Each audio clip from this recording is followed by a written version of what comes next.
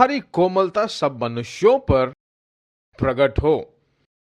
प्रभु निकट है। तुम्हारी कोमलता कार्यों को शांत रूप से डील करने के लिए आपके चारों ओर जो लोग हैं वो जानने पाए। चिंतित हो, वेदना झेलते हो, डरते हो, तो वह भी सभी लोगों को मालूम है।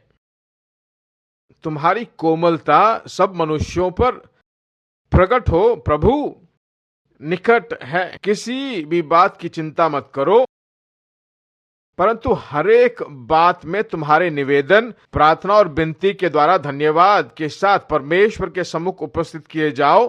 तब परमेश्वर की शांति जो समझ से बिल्कुल परे है, तुम्हारे हृदय और तुम्हारे विचारों को मसीह यीशु में सुरक्षित रखेगी।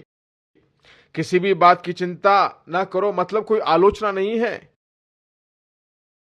वह एक कमांड है।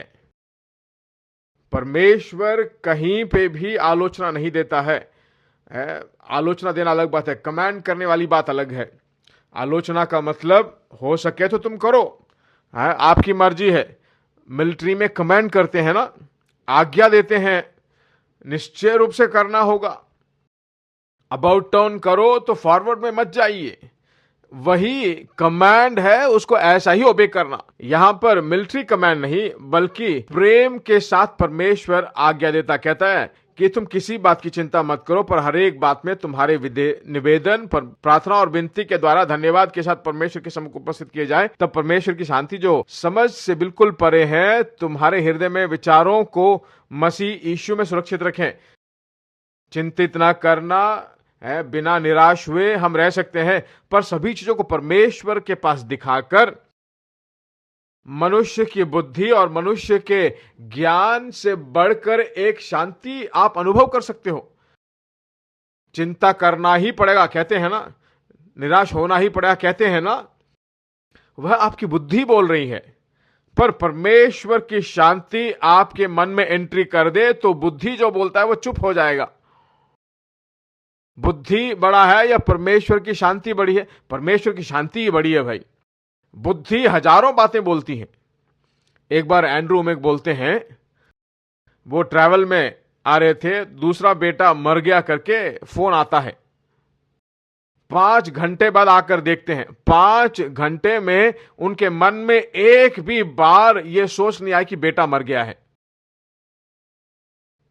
बेटा मर गया तो कितनी बड़ी बात है ना।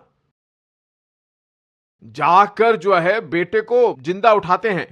बुद्धि मुख्य है या शांति मुख्य है? बुद्धि बताती है कि जो आपकी ज्ञानेंद्रियां हैं वो बताती हैं, जो तुम्हारे बुद्धि से सोचे आती हैं, इस बुद्धि को न समझने लायक एक बहुत बड़ी शांति आपको देता है। आपका हृदय और बुद्धि उसको जानने पाए। बाइबल बताती है निराश मत हो, चिंतित मत हो। परमेश्वर ने हमें भय की आत्मा नहीं बल्कि धैर्य और संयम की आत्मा और ज्ञान की आत्मा दी है।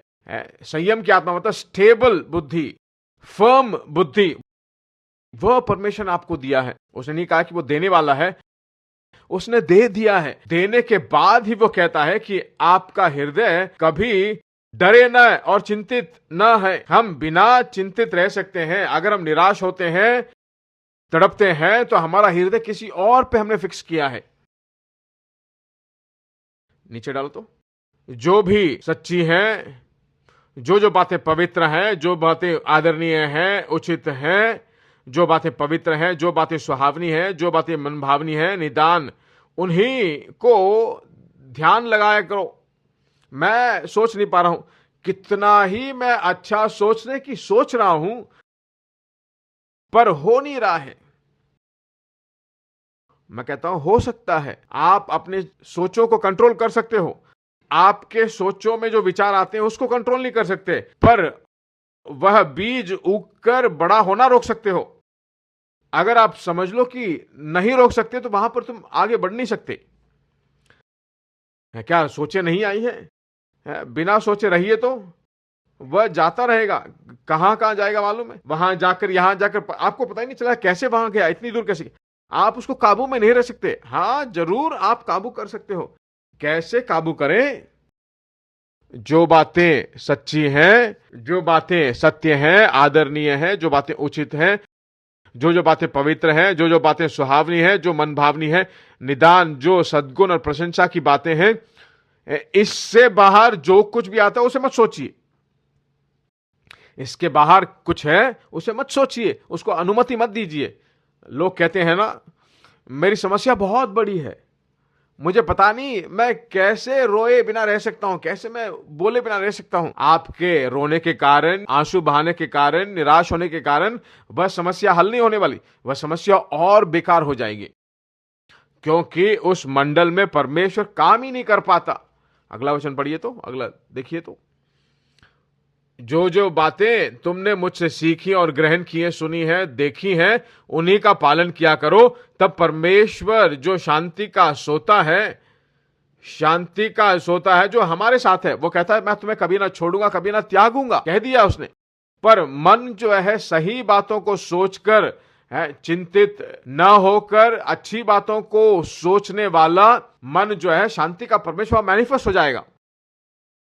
उसने कहा कि होगा, वहां प्रकट होगा। मेरी जिंदगी में उसकी शांति काम करते हुए देख सकता हूं, परिवार में देख सकता हूं, आर्थिक में देख सकता हूं, हर एक भाग में मैं देख सकता हूं।